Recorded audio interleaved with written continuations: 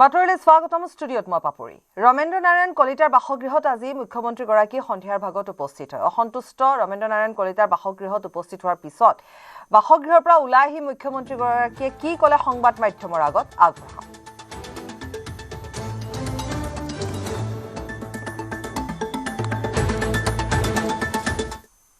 মই যেহেতু জালুকবাৰী সমষ্টিত প্ৰতিদ্বন্দ্বিতা কৰিম আৰু গোটেই অসমতে মই নিৰ্বাচনী প্ৰচাৰত থাকিম গতিকে মোৰ সমষ্টিত যাতে অকণমান নিৰ্বাচনী প্ৰচাৰৰ দায়িত্ব ৰমেন্দ্ৰই লয় তাৰ কাৰণে মই ৰমেন্দ্ৰক অনুৰোধ কৰিবৰ কাৰণে ৰমেন্দ্ৰৰ ঘৰলৈকে আহিছিলোঁ দ্বিতীয়তে আপোনালোকে এইটোও জানে যে এইবাৰ গুৱাহাটী মহানগৰীত এখন আমি এজিপিক দিওঁ আৰু বাকী 3খন বা 4খনত বিজেপিয়ে প্ৰতিদ্বন্দ্বিতা কৰে এইবাৰ যিকোনো কাৰণতে আসনখন ডিমৰিয়াত গ'ল চেণ্ট্ৰেল গুৱাহাটীলৈ নগ'ল ৰমেন্দ্ৰ নাৰায়ণ কলিতা বিধায়ক আছিল স্বাভাৱিকভাৱে তেখেতৰ সমৰ্থকসকল বা এজিপি দলৰ কাৰ্যকৰ্তাসকল কিছু মনত বেয়াও পাইছে দুখো পাইছে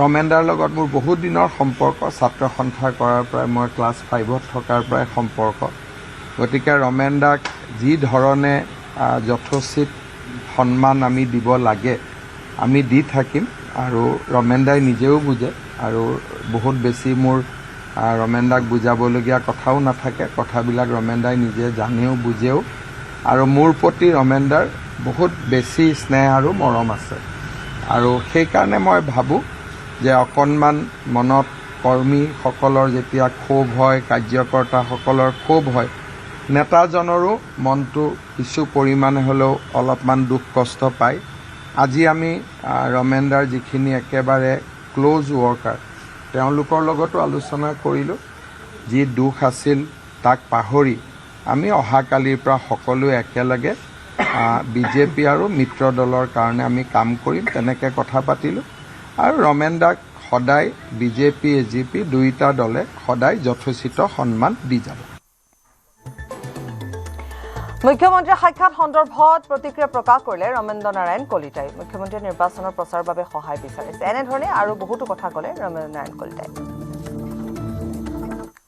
আজি অকস্মাতে মাননীয় মুখ্যমন্ত্ৰী ডক্টৰ হিমন্ত বিশ্ব শৰ্মা মোৰ বাসভৱনত আহি উপস্থিত হৈছিল আৰু তেখেতে ইতিমধ্যে গোটেইখিনি কথা ক'লে পোনপ্ৰথমে তেখেতৰ যিটো সমষ্টি জালুকবাৰী সমষ্টি তাৰে সৰহসংখ্যক অঞ্চল মোৰ আগৰ পশ্চিম গুৱাহাটী সমষ্টিৰ অঞ্চল আছিল গতিকে সেই ক্ষেত্ৰত কিছু আলোচনা কৰিছে আৰু আগন্তুক বিধানসভা নিৰ্বাচনত যাতে তেখেতৰ হৈ মই আমাৰ জালুকবাৰী সমষ্টিৰ অঞ্চলটোত যাতে কিছু সহায় সহযোগিতা আগবঢ়াব পাৰোঁ তাৰ বাবে তেখেতে এটা মোক তেনেধৰণে এটা অনুৰোধ জনাইছে আৰু বিশেষকৈ আমাৰ যিটো মধ্য গুৱাহাটী সমষ্টি এইটো নতুনকৈ ডিলিমিটেশ্যনৰ পিছত মধ্য গুৱাহাটী সমষ্টি হৈছে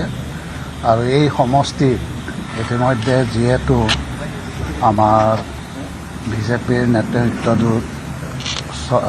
দলে মোক যিহেতু প্ৰাৰ্থিত্ব প্ৰক্ষেপ নকৰিলে এই ক্ষেত্ৰত আমাৰ যিসকল কৰ্মী আছে কাৰ্যকৰ্তা আছে সেইসকলে মোক এই সমষ্টিত নিৰ্দলীয় হিচাপে প্ৰতিদ্বন্দ্বিতা কৰাৰ কাৰণে তেখেতসকলে ডিমাণ্ড দিছিলে তেনেধৰণে দাবী জনাই আহিছিল আৰু আজি এই সম্পৰ্কত আমাৰ যিসকল কাৰ্যকৰ্তা আছে তেওঁলোকৰ লগতো বিভিন্ন বিষয়ত আলোচনা হৈছে গতিকে মই ভাবোঁ অহা কাইলৈ আমাৰ মধ্য গুৱাহাটী বিধানসভাৰ আমাৰ এখন জৰুৰী কাৰ্যনিৰ্বাহক সভা আছে সেই সভাত নিশ্চয় আমাৰ মধ্য গুৱাহাটী বিধান পৰিষদৰ কাৰ্যনিৰ্বাহক সমিতিয়ে এটা সিদ্ধান্ত ল'ব মই ভাবোঁ যে যি সিদ্ধান্ত আমাৰ কাৰ্যকৰী কমিটিয়ে গ্ৰহণ কৰিব সেই সিদ্ধান্ত মই আগতেও কৈছোঁ সেই ক্ষেত্ৰত মই নিশ্চয় তেখেতসকলৰ পৰামৰ্শ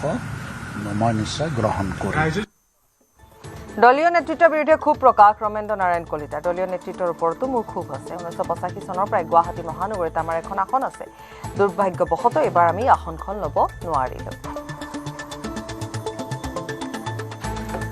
সেইটোতো স্বাভাৱিক কথা ক্ষোভ থাকিবই কাৰণ 1985 চনৰ পৰাই আমি আমাৰ গুৱাহাটী মহানগৰীৰ এটা আসন আমি সদায় আমি প্ৰত্যেকটো নিৰ্বাচনতে আমি পাই আহিছিলোঁ কিন্তু এইবাৰ দুৰ্ভাগ্যজনক কথা পৰিতাপৰ কথা যে গুৱাহাটী মহানগৰীৰ এইবাৰ এটা সিটো আমাৰ নেতৃত্বই ল'ব নোৱাৰিলে তাৰ মানে আমাৰ অসম গণ পৰিষদ দলৰ মহানগৰত যিডাল শিপা আছিল আজি এই শিপাডাল উঘালি পেলোৱা হৈছে গতিকে আমাৰ কৰ্মীসকলে এই অন্তৰত যথেষ্ট দুখ পাইছে কিন্তু আমাৰ নেতৃত্বই নিশ্চয় এখন আসন তেওঁলোকে ল'বৰ কাৰণে যিটো প্ৰচেষ্টা ল'ব লাগিছিল মই যিটো জানো তেনেধৰণৰ প্ৰচেষ্টা আমাৰ নেতৃত্বই নল'লে যাৰ কাৰণে আজি আমি আমাৰ গুৱাহাটী মহানগৰীৰ পৰা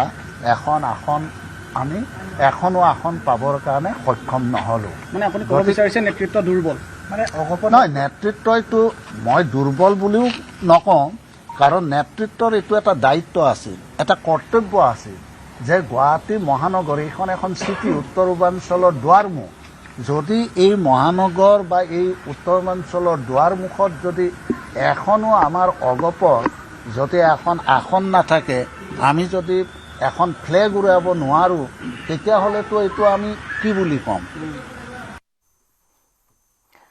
জালুকবাৰীত ডক্টৰ হিমন্ত বিশ্ব শৰ্মাক প্ৰত্যাহ্বান জনাবলৈ শক্তিশালী প্ৰাৰ্থী প্ৰক্ষেপ কৰাত ব্যৰ্থ হৈছে বিৰোধী শিবিৰ হিমন্ত বিশ্ব শৰ্মাৰ বিৰুদ্ধে কংগ্ৰেছে বিদিশা নেওগক প্ৰাৰ্থিত্ব দিয়াৰ লগতে ৰাইজৰ দলৰ হৈ প্ৰতিদ্বন্দ্বিতা কৰিব ৰমেন বৰঠাকুৰে এনে স্থলত নিৰ্বাচনৰ পূৰ্বে ৱাকঅভাৰ দিয়া যেন পৰিস্থিতি বিৰোধী শিবিৰৰ ডক্টৰ হিমন্ত বিশ্ব শৰ্মাক ৱাক অভাৰ দিলে নেকি বিৰোধীয়ে শক্তিশালী প্ৰাৰ্থী প্ৰক্ষেপত ব্যৰ্থ বিৰোধী জালুকবাৰীত কংগ্ৰেছৰ প্ৰাৰ্থী বিদিশা নেওগ জালুকবাৰীত ডক্টৰ হিমন্ত বিশ্ব শৰ্মাক প্ৰত্যাহ্বান জনাব পৰাকৈ শক্তিশালী প্ৰাৰ্থী প্ৰক্ষেপ কৰাত ব্যৰ্থ ৰাজ্যৰ বিৰোধী শিবিৰ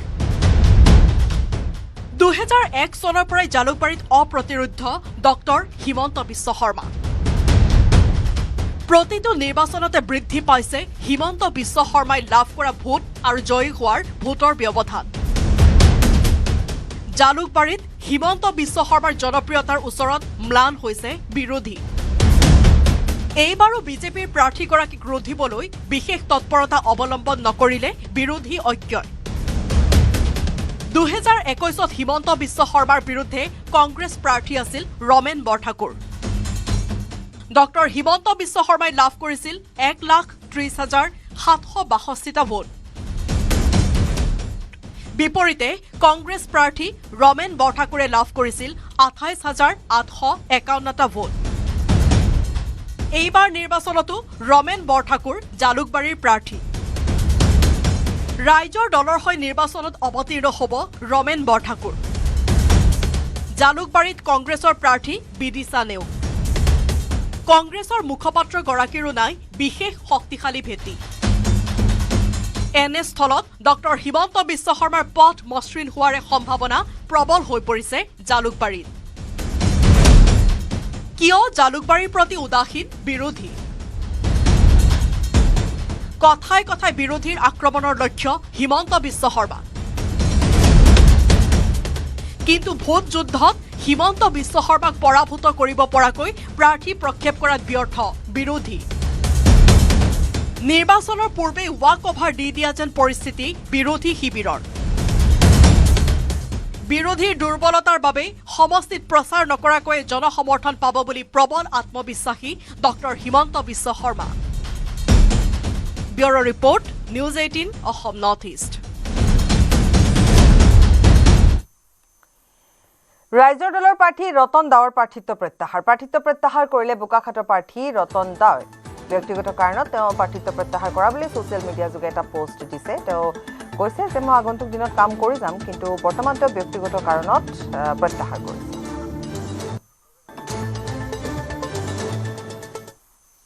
কংগ্ৰেছে প্ৰাৰ্থী দিব লাগে বাবেহে দিছে তালিকা চালে এনে লাগে কোনোবাই বিজেপিক সহায় কৰিবলৈহে তালিকাখন বনাইছে এবাৰ বহু আসনত ইলেকশ্যনৰ মজাটোৱে নাপাম কংগ্ৰেছৰ প্ৰাৰ্থী তালিকা সন্দৰ্ভত মুখ্যমন্ত্ৰীৰ প্ৰতিক্ৰিয়া প্ৰকাৰ এতিয়াতো প্ৰাৰ্থী তালিকা যিখন কংগ্ৰেছে দিলে সেই প্ৰাৰ্থী তালিকাখন দিয়াৰ পিছত মই ভাবোঁ যে আমি বহু চিটত য'ত নিজিকিম বুলি ভাবিছিলোঁ তাতো এতিয়া আমাৰ পজিশ্যনবিলাক বহুত ভাল হৈ গ'ল কাৰণ তেওঁলোকে ভাবি চিন্তি কেণ্ডিডেট দিয়াই নাই দিব লাগে কাৰণে দি দিছে আপুনি ভবা ধৰণে প্ৰাৰ্থী কৰিছেনে নে তালিকা সেইটোকে কৈছোঁ যে যিবিলাক প্ৰাৰ্থী দিছে এনেকুৱা লাগে যেন কোনোবাই বিজেপিক সহায় কৰিবৰ কাৰণেহে কংগ্ৰেছৰ লিষ্টখন উলিয়াই দিছে অখিল গগৈক 24 ঘণ্টাৰ ডেডলাইন দিলে শ্বেৰমান আলী আহমেদে 24 ঘণ্টাৰ ভিতৰত মন্দিয়াত ৰাইজৰ দলৰ প্ৰাৰ্থী প্ৰক্ষেপৰ দাবী অন্যথা মন্দিয়াত নিৰ্দলীয়ভাৱে প্ৰতিদ্বন্দ্বিতা কৰাৰ হুংকাৰ শ্বেৰমানৰ 23 মাৰ্চত বৰপেটাত মনোনয়ন দাখিল কৰিব শ্বেৰমান আলীয়ে 24 ঘণ্টাত প্ৰাৰ্থিত্ব নিদিলে পদত্যাগ কৰাৰ হুংকাৰ শ্বেৰমান আলী টিকটক লৈ ৰাইজৰ দলৰ হৈছিল সংঘাত সমষ্টিটোত বন্ধুত্বমূলক প্ৰতিদ্বন্দ্বিতাৰ পোষকতা কৰিছিল শ্বেৰমানে কংগ্ৰেছৰ এজন বিধায়কৰ বাবে বন্ধুত্বমূলক প্ৰতিদ্বন্দ্বিতা কৰিবলৈ নিদিয়াৰ অভিযোগ বন্ধুত্বমূলক প্ৰতিদ্বন্দ্বিতা হ'লে নেতাজনে কংগ্ৰেছ ত্যাগৰ ভাবুকি দিয়াৰো অভিযোগ বুদ্ধিজীৱী হতুৱাই পত্ৰ লিখি অখিললৈ দিছিল ভাবুকি শ্বেৰমান আলী আহমেদে কৰিছে বিস্ফোৰক মন্তব্য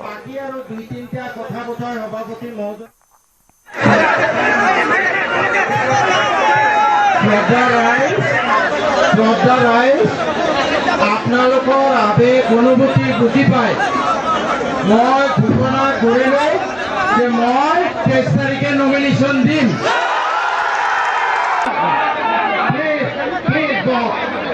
এটা সিদ্ধান্ত হৈ গ'ল যে 23 তাৰিখে ইনশাআল্লাহ আপোনালোকৰ দোৱা আৰু আশীৰ্বাদ লৈ মই নমিনেশ্যন দিম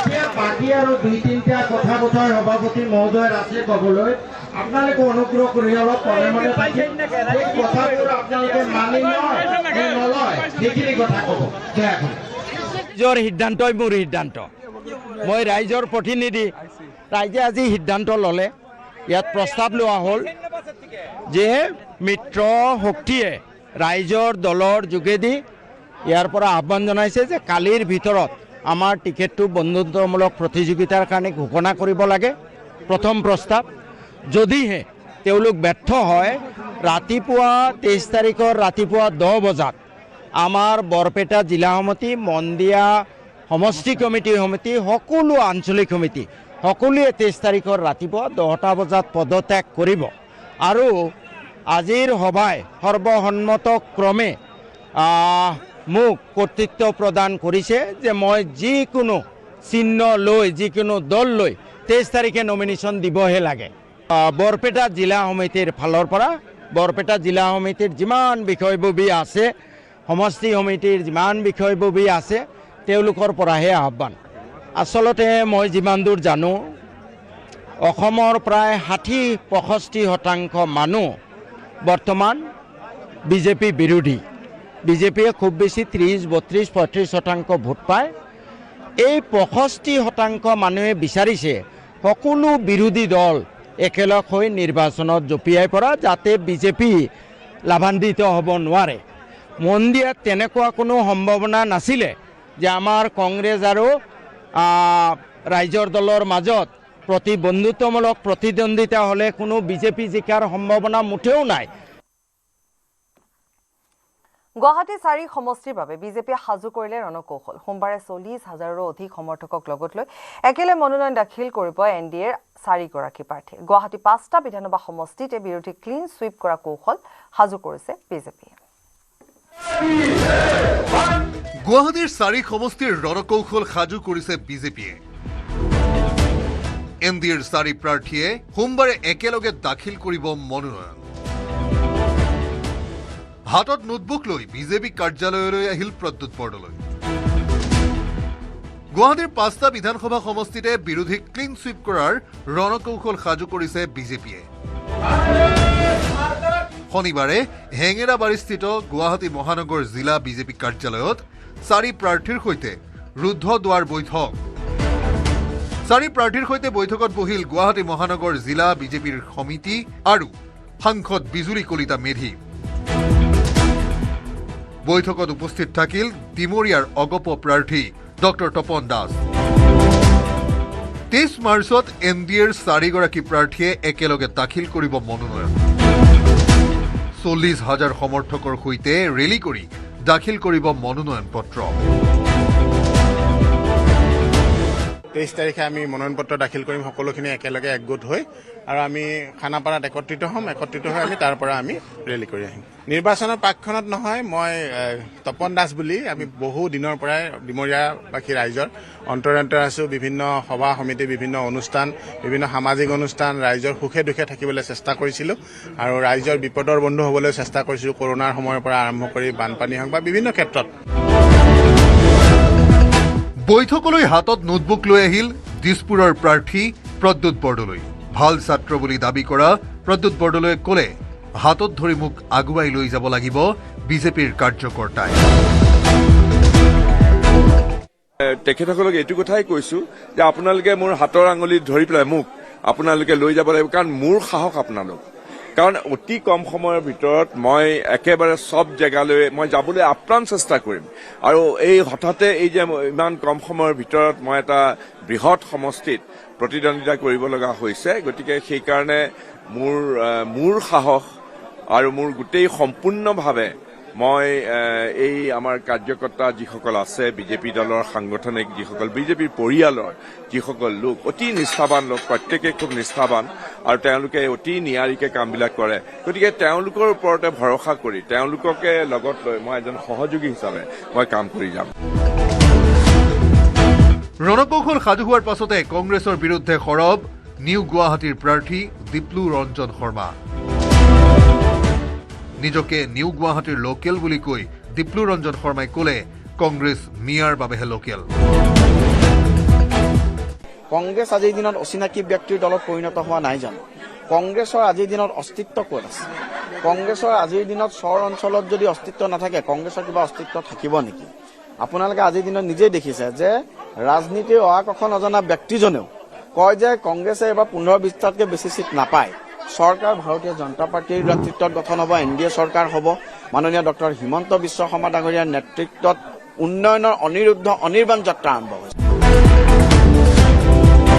ইফালে অনা অসমীয়া বুলি চৰ্চা চলা মধ্য গুৱাহাটীৰ প্ৰাৰ্থী বিজয় গুপ্তাই দিলে প্ৰত্যুত্তৰ নিজকে গৌৰৱী অসমীয়া আখ্যা দিলে বিজয় গুপ্তাই তেওঁ ক'লে মই অসমৰ বাবে সকলো ত্যাগ কৰিব পাৰিম প্ৰাণ দিব পাৰিম মই ভাৰতীয় জনতা পাৰ্টিৰ কাৰ্যকৰ্তা আমাৰ লগত আছে ভাৰতীয় জনতা পাৰ্টিৰ লগত ৰাইজ আছে ৰাইজ আমাৰ লগত আছে ৰাইজৰ আশীৰ্বাদ আছে কাৰ্যকৰ্তা আশীৰ্বাদ আছে আমি সবে মিলি জুলি আগবাঢ়ি যাম মই কোনো প্ৰত্যাহ্বানটো ভাবা নাই হয় নিশ্চয় মই অসমীয়া অসমৰ কাৰণে মই ত্যাগ কৰিব লাগি সৰ্বস্ব ত্যাগ কৰি দিম প্ৰাণ দিব লাগি মই অসম মাতৃভূমিৰ কাৰণে মই ত্যাগ কৰিম মুঠৰ ওপৰত গুৱাহাটীৰ 5 সমষ্টিত আকৌ এবাৰ বিৰোধীক ক্লিন ছুইপ কৰিবলৈ সাজু বিজেপি নেতৃত্বাধীন NDA ভিডিঅ' জাৰ্নেলিষ্ট সঞ্জয় বৰাৰ সহযোগত বিক্ৰম বৰা আৰু ভাস্কৰ জ্যোতি শইকীয়াৰ report news 18 Assam north east কাজিৰঙাত ৰাইজৰ দলৰ সভাপতি অখিল গগৈক সাক্ষাৎ কৰিলে বীৰ লাচিত সেনাৰ নেতা শৃংখল চলিহাই কাজিৰঙাৰ অৰ্কিড উদ্যানত হঠাৎ অখিল গগৈক সাক্ষাৎ কৰাৰ ঘটনা এতিয়া তাৎপৰ্য বহন কৰিছে ভৱিষ্যতৰ চিন্তা চৰ্চা কৰাৰ কথা উল্লেখ কৰিছে আনহাতে ৰাইজৰ দলত যোগদান সন্দৰ্ভতো প্ৰথমে সংগঠনৰ লগত আলোচনা কৰি সিদ্ধান্ত গ্ৰহণ কৰা হ'ব বুলিও তেওঁ উল্লেখ কৰে অখিল দা শিৱসাগৰত আছে বুলি ভাবিছিলোঁ কিন্তু ইয়াত লগ পালোঁ অলপ কথা বতৰা হৈছে ভৱিষ্যত দিশৰ ওপৰত আমাৰ সংগঠন কেনেকুৱা চলিছে এই বিষয়ে কথা বতৰা পাতিছে আৰু অনাগত দিনত কি হয় দেখা যাওক তথাপি ৰাজনৈতিক কিবা উদ্দেশ্য নাই হোৱা বতৰা কোনো ৰাজনৈতিক কথা বতৰা হোৱা এনেকুৱা সম্ভাৱনা আছে নেকি ৰাইজৰ দলৰ কিবা এটা নাই এনেও ৰাইজৰ দলৰ গঠন প্ৰক্ৰিয়াৰ লগত আমি জড়িত আছিলোঁ বীৰ লাচিত সেনা অসম জড়িত আছিলে এতিয়াও ৰাইজৰ দলৰ কাৰ্যকৰী সভাপতি বীৰ লাচিত সেনা অসমৰ প্ৰাক্তন সভাপতি হয় শ্ৰদ্ধেয় কবীন্দ্ৰ চেতিয়া ফুকন আৰু গিৰিশংকৰ গোস্বামী আমাৰ কেন্দ্ৰীয় সমিতিৰ সদস্য আছিলে প্ৰচাৰ সচিব আছিলে তেখেতে বিভিন্ন সময়ত দায়িত্ব লৈছিলে তেওঁ এতিয়া ৰাইজৰ দলৰ সাধাৰণ সম্পাদকৰ দায়িত্বত আছে কৰ্ণধাৰ সমিতিত আছে ৰাইজৰ দল যদি প্ৰক্ষেপ কৰে কোনোবা সমষ্টিত আপুনি গ্ৰহণ কৰিব নেকি সেইটো সময়ে ক'ব কিন্তু এতিয়ালৈকে কোনো ধৰণৰ এনেকুৱা কথা বতৰা হোৱা নাই বিশেষকৈ মই সংগঠনৰ নেতৃবৰ্গৰ লগত কথা পাতি ল'ব লাগিব। ডিগবৈত প্ৰাৰ্থী সলনি কৰি ৰাইজৰ দলে প্ৰাৰ্থী দিলে তিনিচুকীয়া জিলা কংগ্ৰেছৰ MOPC কোষৰ প্ৰাক্তন সভাপতি দুলাল মৰাণক। মিত্ৰতা সূত্ৰে কংগ্ৰেছে ডিগবৈ সমষ্টি এৰি দিছে। পূৰ্বতে ৰাইজৰ দলৰ প্ৰাৰ্থিত্ব প্ৰদান কৰিছিল লক্ষ্যজ্যোতি গগৈ, কিন্তু লক্ষ্যজ্যোতিয়ে প্ৰাৰ্থিত্ব প্ৰত্যাহাৰ কৰিছে। গৌৰৱ গগৈ আৰু অখিল গগৈৰ লগত আলোচনা কৰি ৰাইজৰ দলত যোগদান কৰিছে বুলি মন্তব্য কৰে দুলাল মৰাণে।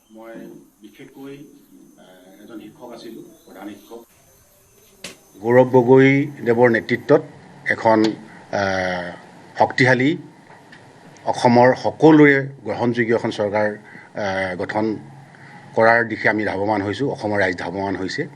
আৰু ইয়াৰ প্ৰতিফলস্বৰূপেই আমি আজি ৰাইজৰ দলৰ উমৈহতীয়া প্ৰাৰ্থী হিচাপে আমি আজি ইয়াত যোগদান কৰিছোঁ আৰু আত্মপ্ৰকাশ কৰিছোঁ। আমি দেখিলোঁ যে ডিগবৈত আমাৰ দুলাল মৰাণ ডাঙৰীয়াক যদি আমি প্ৰাৰ্থিত্ব আগবঢ়াওঁ তেনেহ'লে এই যুঁজখন আকৰ্ষণীয় হৈ পৰিব। আমি খুব শক্তিশালীভাৱে বিৰোধী ঐক্যমঞ্চই আমি সকলো বিৰোধী ৰাজনৈতিক দলে মিলি আমি এই যুঁজখনত নামিব পাৰিম। আমি তেখেতক আগুৱাই লৈ যাব পাৰিম আৰু তেখেতৰ নেতৃত্বত আমি ডিগবৈত আমি এজন বিৰোধী দলৰ এজন বিধায়ক আমি ইয়াতে জয়ী কৰি আনিবলৈ সক্ষম হ'ম। ইফালে কলিয়াবৰৰ বিধানসভা সমষ্টিত বিৰোধী ঐক্যমঞ্চৰ হৈ নিৰ্বাচনী প্ৰতিদ্বন্দ্বিতা আগবঢ়াব ৰাইজৰ দলৰ হৈ প্ৰদীপ বৰুৱাই।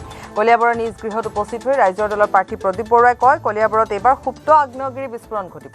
ৰাইজৰ হুমুনিয়া খুব মৌনভাৱে EVM মেচিনত বহিঃপ্ৰকাশ ঘটিব।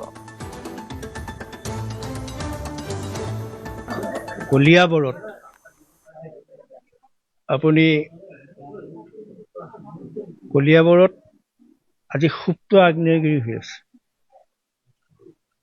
লাভা ভিতৰত উতলি আছে, কিন্তু কলিয়াবৰৰ ৰাইজে, আৰু মই এটা কথা বিশ্বাস কৰোঁ, মই বিভিন্ন নিৰ্বাচন খেলা নাই দেখিছোঁ, কলিয়াবৰৰ ৰাইজে পাৰ্টি নাচায়, দল নাচায়, প্ৰাৰ্থী চায়। কলিয়াবৰৰ ৰাইজৰ মনত যিজন প্ৰাৰ্থী উপযুক্ত বুলি ভাবে তেওঁকেই ৰাইজে ভোট প্ৰদান কৰে, তাৰ ইতিহাস আছে, আমি দেখি আহিছোঁ।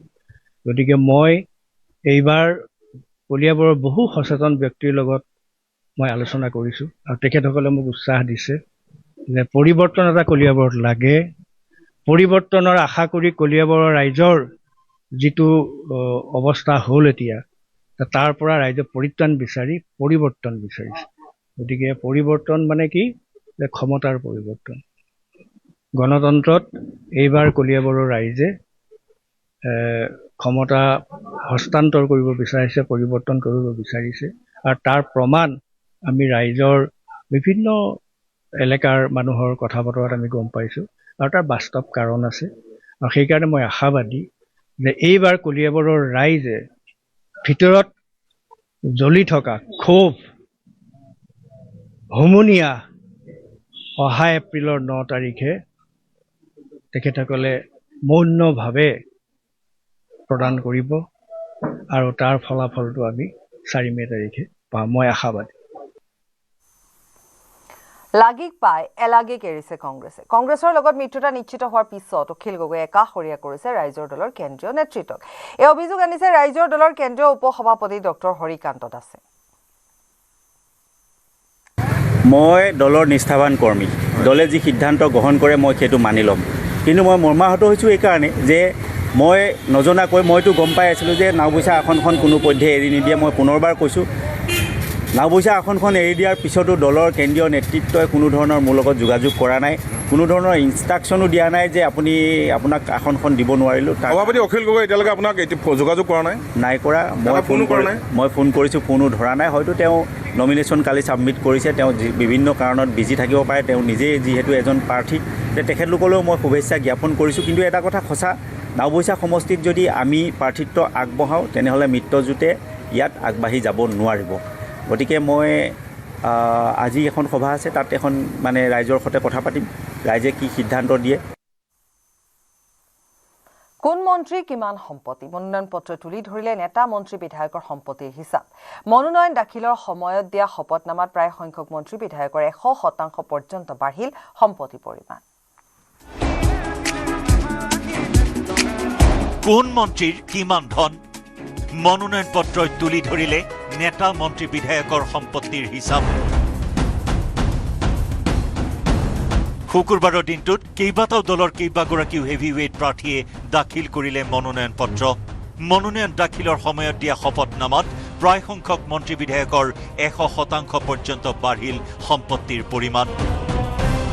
বিজেপিৰ জালুকবাৰী সমষ্টিৰ প্ৰাৰ্থী মুখ্যমন্ত্ৰী ডক্টৰ হিমন্ত বিশ্ব শৰ্মা।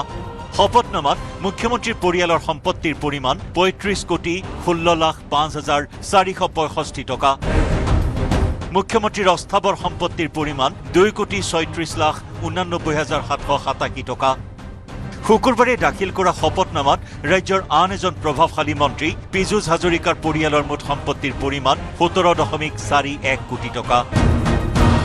21 নিৰ্বাচনৰ সময়ত পীযুষ হাজৰিকাৰ সম্পত্তিৰ মূল্য আছিল 6 কোটি টকা। বিগত 5 বছৰত পীযুষ হাজৰিকাৰ পৰিয়ালৰ মুঠ সম্পত্তিৰ পৰিমাণ 183% বৃদ্ধি। শপতনামাত উল্লেখ কৰা মতে পীযুষ হাজৰিকাৰ স্থাৱৰ অস্থাৱৰ সম্পত্তিৰ মূল্য 8.04 কোটি টকা। ইপিনে মনোনয়ন দাখিল কৰা আন এগৰাকী ধনবন্ত প্ৰাৰ্থী হ'ল ঢেকিয়াজুলি সমষ্টিৰ বিজেপিৰ প্ৰাৰ্থী অশোক সিংঘাল। শপতনামাত উল্লেখ কৰা মতে অশোক সিংঘালৰ পৰিয়ালৰ মুঠ সম্পত্তিৰ মূল্য হৈছে 34,67,64,045 টকা। 21 নিৰ্বাচনৰ সময়ত অশোক সিংঘালৰ সম্পত্তিৰ মূল্য আছিল 17 কোটি টকা। বিগত 5 বছৰত 100% বাঢ়িল অশোক সিংঘালৰ সম্পত্তি। অশোক সিংঘালৰ অস্থাৱৰ সম্পত্তিৰ মূল্য 5,10,10,436 টকা। আনহাতে সিংঘালৰ পত্নীৰ নামত গড়চুক আৰু মিৰ্জাত মাটি থকাৰ লগতে কেইবাটাও ৰাষ্ট্ৰীয় কোম্পানী দুয়োৰে নামত আছে 3.5 কোটি টকাৰ শ্বেয়াৰ। ৰাজ্যৰ অন্যতম কোটিপতি প্ৰাৰ্থী হৈছে তুলিৰাম ৰংহাং। তুলিৰাম ৰংহাঙৰ মুঠ স্থাৱৰ সম্পত্তিৰ মূল্য 2,73 লাখ টকা। তুলিৰাম ৰংহাঙৰ মুঠ অস্থাৱৰ সম্পত্তিৰ মূল্য 2,23,58,735 টকা। তুলিৰাম ৰংহাঙৰ হাতত জমা আছে 4,61,590 টকা। আনহাতে আন এগৰাকী বিধায়ক তথা সৰুপথাৰ বিধানসভা সমষ্টিৰ বিজেপিৰ প্ৰাৰ্থী বিশ্বজিৎ ফুকনৰ সম্পত্তিৰ তালিকা দেখি চকু কঁপালত উঠিছে সমষ্টিবাসী ৰাইজৰ। বিশ্বজিৎ ফুকনৰ অস্থাৱৰ সম্পত্তিৰ মূল্য 18,90,76,845 টকা। বিশ্বজিৎ ফুকনৰ গোলাঘাটৰ কেইবাটাও স্থানত মাটি, কাজিৰঙাৰ মিকিৰ গাঁৱত কৃষিভূমি, গুৱাহাটীৰ বৰাগাঁৱত আছে আৱাসিক ভূমি। সেই হিচাপত বিশ্বজিৎ ফুকনৰ স্থাৱৰ সম্পত্তিৰ মূল্য হৈছে 3,33,47,100 টকা। উজনি অসমৰ আন এগৰাকী কোটিপতি প্ৰাৰ্থী হৈছে ভাস্কৰ শৰ্মা। শুকুৰবাৰে মনোনয়ন দাখিল কৰা মাৰ্ঘেৰিটা সমষ্টিৰ বিজেপিৰ প্ৰাৰ্থী ভাস্কৰ শৰ্মাৰ শপতনামাত উল্লেখ কৰা মতে সম্পত্তিৰ পৰিমাণ 17.11 কোটি টকা। একেদৰে নগাঁও সমষ্টিৰ প্ৰাৰ্থী ৰূপক শৰ্মাৰ পৰিয়ালৰ মুঠ সম্পত্তিৰ মূল্য 15.53 কোটি টকা। এয়া শুকুৰবাৰে দাখিল কৰা একাংশ নেতা মন্ত্ৰী বিধায়কৰহে সম্পত্তিৰ তালিকা, কিয়নো এতিয়াও মনোনয়ন দাখিল কৰিবলৈ বাকী আছে বহু মন্ত্ৰী বিধায়ক তথা প্ৰাৰ্থী। Bureau report, news 18 Assam north east. Palashbari BJP প্ৰাৰ্থী হিমাংশু শেখৰ বৈশ্যই সমষ্টিটোৰ নিষ্ঠাবান বিজেপি কৰ্মীসকলৰ ঘৰে ঘৰে গৈ আশীৰ্বাদ বিচাৰিলে। যোৱাবাৰৰ বিজেপি বিধায়ক হেমাংগ ঠাকুৰীয়া, 3বাৰৰ প্ৰাক্তন বিধায়ক প্ৰণৱ কলিতা, দীনেশ চৌধুৰী, অনুপ কুমাৰ মেধি আদিকে ধৰি একাধিক ব্যক্তিৰ ওচৰতে গৈ আশীৰ্বাদ বিচাৰিলে। প্ৰাৰ্থীগৰাকীয়ে সমষ্টিবাসীৰ আশীৰ্বাদ আৰু সহযোগিতাকে মূলধন হিচাপে লৈ নিৰ্বাচনত অৱতীৰ্ণ হ'ব হিমাংশু শেখৰ বৈশ্য।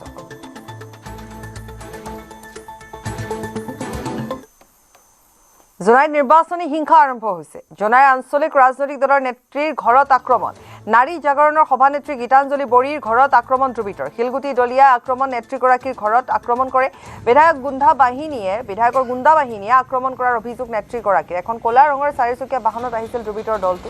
চিঞৰ বাখৰ কৰাত ঘটনাস্থলীৰ পৰা পলায়ন কৰে। পূৰ্বেও 3বাৰ নেত্ৰীগৰাকীৰ বাসগৃহত চলিছিল আক্ৰমণ।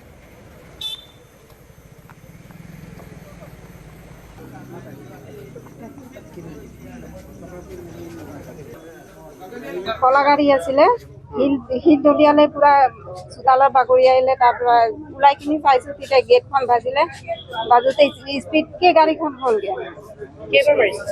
2-3বাৰ মাৰিছে।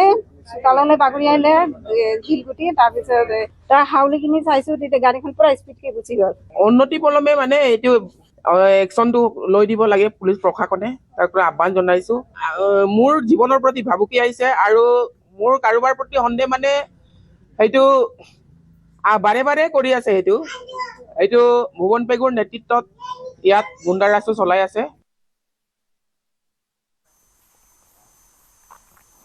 চিচিবৰ গাঁৱত জীৱন গগৈক বিজেপিৰ প্ৰাৰ্থিত্ব প্ৰদানক লৈ ক্ষোভ একাংশৰ। অসন্তুষ্টি প্ৰকাশ সমষ্টিটোৰ প্ৰাৰ্থিত্ব প্ৰত্যাশী হৰিপ্ৰসাদ দিহিঙীয়াৰ। দীৰ্ঘদিনীয়া সমষ্টিটোত দলীয় তৎপৰতা চলাইছিল হৰিপ্ৰসাদ দিহিঙীয়াই। প্ৰাৰ্থিত্বৰ পৰা বঞ্চিত হৈ নিৰ্দলীয়ভাৱে প্ৰতিদ্বন্দ্বিতা কৰাৰ সিদ্ধান্ত দিহিঙীয়াৰ। প্ৰথমতে মই এটা কথাই কওঁ যে আজি 2 বছৰ দিন ধৰি প্ৰতি ঘৰ প্ৰতিখন গাঁৱত গৈ কমেও 500খনকৈ অধিক চোতাল বৈঠক পাতিলোঁ। ভাৰতীয় জনতা পাৰ্টীৰ আভ্যন্তৰীণ গণতন্ত্ৰৰ ধেমাজিত যে একেবাৰে নাই, যোৱাকালি আমি সকলোৱে গম পাইছোঁ। ভাৰতীয় আভ্যন্তৰীণ গণতন্ত্ৰটো যদি থাকিলেহেঁতেন তেতিয়াহ'লে আজি আমাৰ 10জন কেণ্ডিডেটে টিকেট বিচাৰিছিল নিয়ম নীতিৰ মাজত। যিটো আমাৰ জিলা সমিতিয়ে প্ৰস্তুত কৰি দিয়া যিখন আছিল লিষ্ট আছিল, সেইমতে যদি অনুপযুক্ত কোনজন আছিল, আজি মনোজ দাসে অনুপযুক্ত নে অতুল কোচে প্ৰশান্ত কোচে অনুপযুক্ত? গতিকে মোৰ কথাটো মই নকওঁ। গতিকে ধেমাজিত 79 ইয়াৰ্ছৰ পাছত যে চিচি বাগান সমষ্টিটোত কি হ'বলৈ গৈ আছে ৰাইজে উপলব্ধি কৰাটো বেছি ভাল। বিশেষকৈ সকলো জাতি জনগোষ্ঠীৰ লগ মিলি 2007 চনৰ পৰা আন্দোলন কৰি এই চিচি বাগান সমষ্টিটো আমি পাইছিলোঁ। একালৰ সতীৰ্থ ৰেকিবুদ্দিন আহমেদ বনাম দুলু আহমেদ এইবাৰ ৰাজনৈতিক প্ৰতিদ্বন্দ্বী হ'ল। ইয়াৰ লগে লগে জমি উঠিছে নৱগঠিত চমৰীয়া সমষ্টিৰ নিৰ্বাচনী ৰাজনীতি। দুই মিত্ৰ দল অগপ আৰু বিজেপিয়েও প্ৰক্ষেপ কৰিছে প্ৰাৰ্থী। সমষ্টিটোত এইবাৰ বহুকোণীয়া প্ৰতিদ্বন্দ্বিতা হোৱাটো নিশ্চিত হৈ পৰিছে। একালৰ সতীৰ্থ এইবাৰ ৰাজনৈতিক প্ৰতিদ্বন্দ্বী ৰেকিবুদ্দিন আহমেদ বনাম দুলু আহমেদ।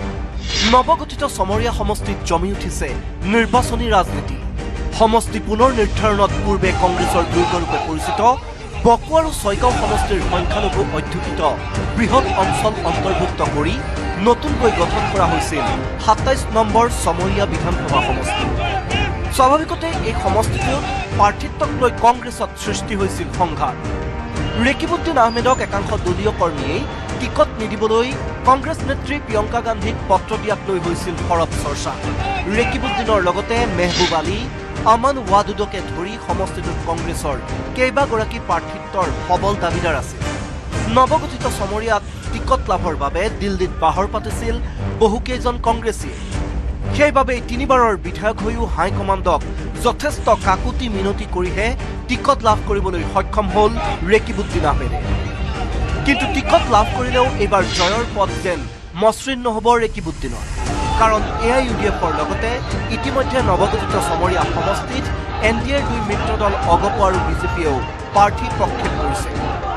চমৰীয়াত অগপৰ প্ৰাৰ্থী নুৰুল ইছলাম, বিজেপিয়ে জ্যোৎস্না কলিতাক চমৰীয়াত দিলে প্ৰাৰ্থিত্ব। ইমদাদ হুছেইন চমৰীয়াত AIUDFৰ প্ৰাৰ্থী। তাৰ মাজতে শুকুৰবাৰে সংখ্যালঘু অধ্যুষিত চমৰীয়া সমষ্টিত তৃণমূল কংগ্ৰেছে দুলু আহমেদক দিলে প্ৰাৰ্থিত্ব। হাজোৰ পৰা গৈ চমৰীয়াত এইবাৰ নিৰ্বাচন খেলিব দুলু আহমেদে।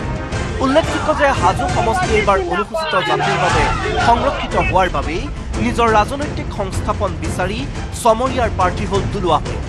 ফলত আকৰ্ষণীয় হৈ পৰিছে চমৰীয়াৰ যুঁজ। নৱগঠিত সমষ্টিটোত এইবাৰ বহুকোণীয়া প্ৰতিদ্বন্দ্বিতা হোৱাটো নিশ্চিত। কিন্তু শেহতীয়াকৈ কিছু ঘটনা প্ৰবাহে ৰাজ্যৰ ৰাজনীতিৰ ভূৰখাসকলক যোগাইছে চমৰীয়াক লৈ চিন্তাৰ খোৰাক। উল্লেখযোগ্য যে বিগত দিনসমূহত এক প্ৰকাৰ মুকলি সংঘাত স্পষ্ট হৈ পৰিছিল ৰেকিবুদ্দিন আহমেদ আৰু দুলু আহমেদৰ মাজত। দুয়োজন নেতাই সমষ্টিটোত সাংগঠনিক কাম কাজ অব্যাহত ৰখাৰ সমান্তৰালকৈ সামাজিক মাধ্যমতো অব্যাহত ৰাখিছিল আক্ৰমণ প্ৰত্যাক্ৰমণ। নাম নোলোৱাকৈ ৰেকিবুদ্দিন আহমেদে হাজোৰ ভূমিৰ পৰাই দম আছে যদি পৰাজিত কৰিবলৈ দুলু আহমেদক দিছিল মুকলি হুংকাৰ। তাৰ প্ৰত্যুত্তৰত 4 মে'ত চিৰদিনৰ বাবে ৰেকিবুদ্দিন আহমেদৰ অহংকাৰ নাইকিয়া কৰাৰ ঘোষণা কৰিছিল দুলু আহমেদে। এনেদৰে দুয়োজন নেতাই নিৰ্বাচনী প্ৰচাৰতো পৰস্পৰৰ বিৰুদ্ধে অব্যাহত ৰাখিছে তীব্ৰ আক্ৰমণ প্ৰত্যাক্ৰমণ। অৱশ্যে 3বাৰৰ বিধায়ক ৰেকিবুদ্দিনৰ বিৰুদ্ধে আছে অধিষ্ঠান বিৰোধী দল সমান্তৰালকৈ কংগ্ৰেছৰ ভিতৰুৱা খবৰ বিজেপিক যোগান ধৰাৰ অভিযোগতো একাংশ দলীয় কৰ্মীয়ে বিশ্বাসত নোলোৱা হৈছে ৰেকিবুদ্দিন আহমেদক একেদৰেই ক্ষমতাৰ বাবে সঘনাই দল বাগৰি ৰাইজৰ আস্থা হেৰুৱাইছে দুলু আহমেদে একালৰ কংগ্ৰেছী তাৰ পিছত অসম জাতীয় পৰিষদ আৰু এতিয়া তৃণমূল কংগ্ৰেছত যোগ দিয়া দুলু আহমেদক সমৰীয়াৰ ভোটাৰে কিমান আঁকোৱালি লয় সেয়া হ'ব লক্ষণীয় সমান্তৰালকৈ সংখ্যালঘু অধ্যুষিত সমষ্টিটোত AIUDF অগপ আৰু বিজেপি আটাইকেইটা দলেই প্ৰাৰ্থীক প্ৰক্ষেপ কৰাৰ পাছত জটিল হৈ পৰিছে সমীকৰণ 4 মেত স্পষ্ট হ'ব 3বাৰৰ বিধায়ক ৰেকিবুদ্দিন আহমেদে অক্ষুণ্ণ ৰাখিব পাৰিবনে নিজ দুৰ্গ নে দুলু আহমেদে হুংকাৰ দিয়াৰ দৰেই খৰ্ব হ'ব এই অহংকাৰ ব্যুৰো ৰিপৰ্ট নিউজিক অসম নৰ্থ ইষ্ট